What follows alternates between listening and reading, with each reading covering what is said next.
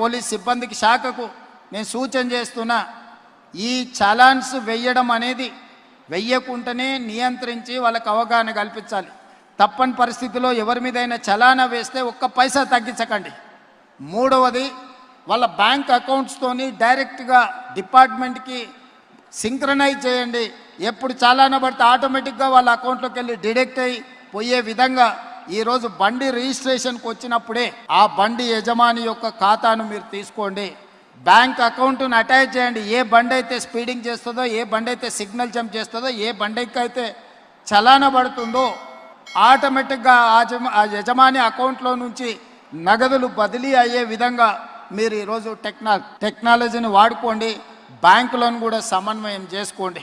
లేకపోతే ఈ ప్రమాదాలను నియంత్రించడం కష్టమవుతుంది. ఇలాంటి ప్రమాదాలకు పాల్పడే వాళ్ళ పట్ల కఠినంగా వ్యవహరించాలి. పిల్లలకు వాహనాలు ఇచ్చి ప్రమాదాలకు కారణమైతే వాహన యజమాని మీద కూడా కేసులు కట్టాలి. అప్పుడే చిన్నపిల్లలకు అందుబాటులో వాహనాలు పెట్టడం మానేస్తారు. ఇవన్నీ జరగాలంటే ప్రాథమిక విద్యలోనే పిల్లలకు అవగాహన కల్పించాలి.